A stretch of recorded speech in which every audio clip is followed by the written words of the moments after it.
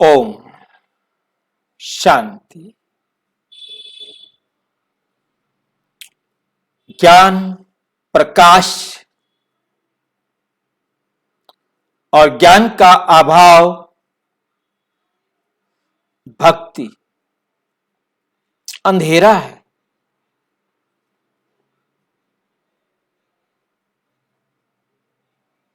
जब ज्ञान होता है तो भक्ति नहीं, और जब भक्ति होती है तो ज्ञान नहीं।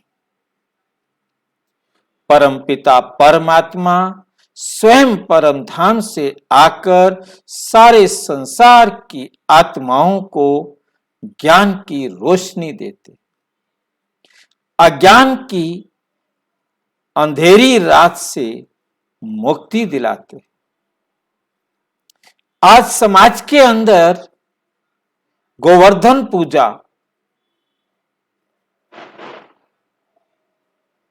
मनाते हैं, दिवाली के दूसरे दिन। क्यों मनाते हैं,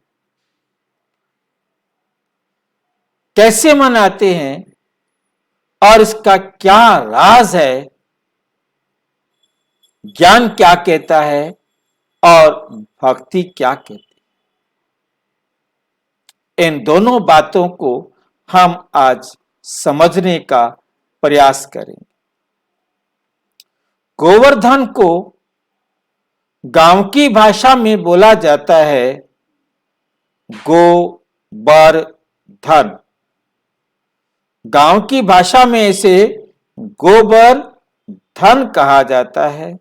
गोबर का एक ढेर लगाया जाता है और उस ढेर के ऊपर चारों तरफ बहुत सुंदर सजाते हैं। पहले सजाने का नियम नहीं होता था, तो उस ढेर के चारों तरफ परिक्रमा लगाते और फिर उसे खेतों में डालते। ब्राह्मण को बुलाकर पूजा कराना ये एक सामान्य बात है। अब गोबर जो है वो धन था। किसानों के लिए सबसे बड़ा धन है गोबर धन।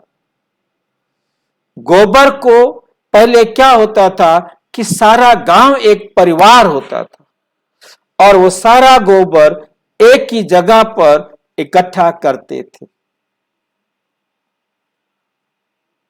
और फिर जब दिवाली के बाद खेतों में डालने का समय आता है, क्योंकि अब पराली जलाई जाएगी और इसके बाद खेतों में खाद डालने का टाइम होता है, तो खाद डालने के लिए दिवाली के बाद डालना शुरू करते। सारा गांव खुशी मनाता था कि इस बार हमारे पास इतना अधिक गोबर का खाद इकट्ठा हुआ है और उसे हम अपने खेतों में डालेंगे और हमारी बहुत अच्छी फसलें होंगी, अनाज अच्छा होगा। इस भावना से ये किया जाता था। पूजन करना है और उसको क्या करना है, हमें सब तक पहुंचाने के लिए, खेतों में डालने के लिए। आज कहानी ही बदल गई है। खेत ही नहीं रहे, मार्बल की कोठियां हैं और तब भी गोबर खरीद कर लिया जाता है। गाड़ियों पर गोबर आता है, आकर के घर में मार्बल के फर्श के ऊपर बहुत सुंदर गोबर का एक ढेर बनाया जाता है। उसे बहुत सुंदर डिजाइन दिए जाते हैं, जैसे आप देख रहे हैं कि यहाँ भी बहुत सुंदर डिजाइन इस पे बनाए हुए हैं और उन बहुत सुंदर डिजाइनों के आधार पर उनका पूजन किया जाता है। और फिर क्या करें, पूजन करने के बाद अब खेत तो रहे नहीं, कहां उसको डाला जाए, तो क्या करते हैं, बाहर कूड़ेदान में डाल दिया जाता है। कौन डालने देगा? कहाँ डालेंगे? तो हमें बहुत अच्छी तरह से समझना है कि गोवर्धन गांव की भाषा में गोबर ही सबसे बड़ा खजाना था और उस खजाने को हम अपने खेतों में डालें और उससे हम सबको लाभान्वित कर सके, इस बात को ध्यान में रखा जाता था। तो हमें समझ में आ रहा है कि गोबर धन इस प्रकार से वास्तविकता को लिए हुए था ताकि सब समाज के हित में था। सामाजिक एक त्योहार था, एक सामाजिक नियम था। अब गोबर का पहाड़ लगाकर उसकी परिक्रमा लगाते थे। अब दूसरा शब्द इसके लिए प्रयोग किया जाता है गौवर्धन, जिसके लिए कहा जाता है कि कृष्ण ने गौवर्धन की पूजा कराई। अब उसने कौन से पहाड़ की पूजा कराई थी? अब कहानी को एकदम दुनिया से अलग कर दिया कि इंद्र की पूजा कृष्ण ने बंद करा दी और गोवर्धन की पूजा कराना शुरू कर दिया, क्योंकि मैं तो समझता हूं कि वो गोवर्धन ही है, बाकी उन्होंने गौवर्धन कहा है। इसका आध्यात्मिक रहस्य बाद में हम देखेंगे। अब कृष्ण ने उस पहाड़ की पूजा कराना शुरू कर दिया जिनके आधार पर सारा जीवन चलना था। अब उन्होंने कहानी क्या लिखी कि इंद्र की पूजा बंद करा दी, इंद्र नाराज हो गया, इंद्र ने मूसलाधार बारिश करना शुरू कर दिया। अब जब मूसलाधार बारिश हो रही है तो सभी भयभीत हुए। अब कृष्ण ने जाकर के गोवर्धन पहाड़ को उठा लिया और सबको कहा कि आप इसके नीचे आ जाओ। सारे उस पहाड़ के नीचे आ गए। ऊपर मूसलाधार बारिश हो रही है। कितना बड़ा पहाड़ हो सकता है? 1 किलोमीटर का, 2 किलोमीटर का, 4 कोस का, 6 कोस का, 16 कोस का। आप कितना भी बड़ा पहाड़ ले लो, आप उस पहाड़ को पहली बात उठा नहीं सकते। उठा भी लिया क्योंकि कृष्ण भगवान था, वो भी एक छोटी सी उंगली पर उठाकर खड़ा हो गया। विचार करना जरा कि ऊपर जो पानी बरस रहा है वो कहां जाएगा? वो नेचुरल नीचे आएगा। अब कितनी हाइट है आपकी? 5 फुट, 6 फुट, 7 फुट, 8 फुट। अब वो पानी जो नीचे आएगा, जहां आप खड़े हैं, जहां आपके पशु खड़े हैं, जहां आपके सारे गांव वाले खड़े हैं, वो सारे उसमें डूबेंगे कि नहीं डूबेंगे? ये विचार करने वाली बात है, सोचने वाली बात है कि वो डूबेंगे कि नहीं डूबेंगे।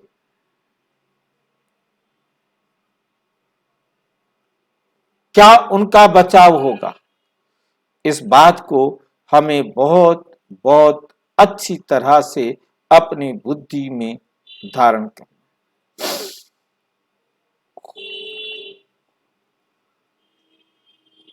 अब उस पहाड़ को ध्यान से समझना है कि इंद्र का और कृष्ण का इसमें कोई खेल नहीं। वास्तव में आजकल जो 16 कोस की परिक्रमा करते हैं गोवर्धन पहाड़ की, वो भी सिर्फ अपने शरीर को हेल्दी बना सकते हैं, क्योंकि रोजाना एक्सरसाइज करेंगे, रोजाना सैर करेंगे तो आपका शरीर स्वस्थ होगा, और यदि कभी कभी करेंगे तो आपका शरीर टूटेगा। उसके बाद आप आएंगे तो 1-2 दिन तक आपके शरीर में दर्द रहेगा। एक बार तो आपके शरीर की एक्स्ट्रा एनर्जी खर्च हो जाएगी, परंतु उसका जो लाभ प्रभाव है वह आपके शरीर पर आपको अनुभव होगा। अब बात यहां आती है कि गौवर्धन, गौ के उत्थान करने के लिए, गौ का अर्थ है आत्मा, आत्मा की उन्नति करने के लिए परम पिता परमात्मा आते हैं, आकर सारे संसार की आत्माओं को चरित्रवान बनने की ट्रेनिंग देते हैं, ज्ञान देते हैं, पतित से पावन बनने की विधि सिखाते हैं, जिससे सारा संसार श्रेष्ठ पवित्र बन जाता है। तो परमात्मा आकर समझाते, बच्चे आप आत्माओं ने अपनी कमियों को, अपनी बुराइयों को, अपने अवगुणों को जलाना है, और जब आप अपने आप में श्रेष्ठ बनेंगे, आप चरित्रवान बनेंगे, तो आपके सहयोग से क्या होगा? सुखमय संसार। कैसे बनेगा ये सुखमय संसार, इसको हम बहुत ध्यान से समझने का प्रयास करेंगे। क्योंकि सबसे बड़ी बात क्या आती है, सुखमय संसार बनाने के लिए इस संसार को गुणों से श्रेष्ठ बनाना होगा, चरित्रवान बनाना होगा। जब ये दुनिया श्रेष्ठ बनेगी, चरित्रवान बनेगी, मुझे देख दूसरे भी सुधरेंगे, तो ये सारी दुनिया सर्व के सहयोग से सुखमय बन जाएगी। सामाजिक रीति से गोवर्धन की तरह गोबर को धन मानकर पूजना, उनको खेत में डालना एक अच्छा नियम था, परंतु आज वैसा करना ये अंधविश्वास है। जब हमारे खेत ही नहीं, हम गोबर कहाँ डालेंगे? किस लिए खुशी? क्या खुशी का त्योहार होगा?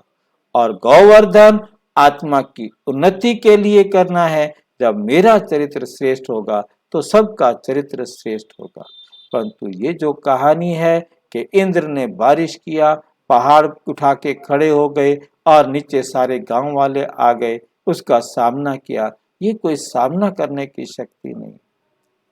ये तो डूबने वाली बात है, क्योंकि इंद्र ऊपर इतनी जोर से मूसलाधार बारिश कर रहा है, और वही जगह जहां पर आप पहाड़ लेकर खड़े, तो कितनी जल्दी वो डूबेगा,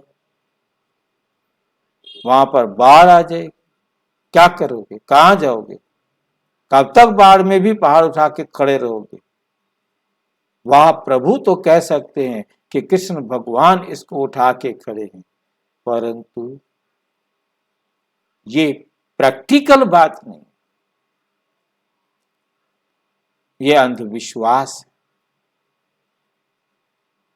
इसको सच्चाई को समझना है, ज्ञान के प्रकाश में आना है। हम जो कुछ भी कर रहे हैं उसको हमें जानना है कि क्या हमें करना है और क्या हमें नहीं करना है।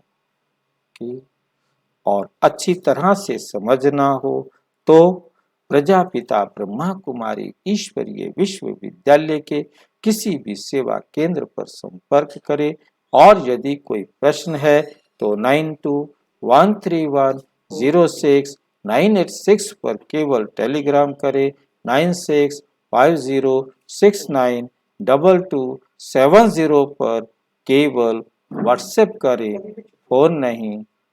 ओम शांति।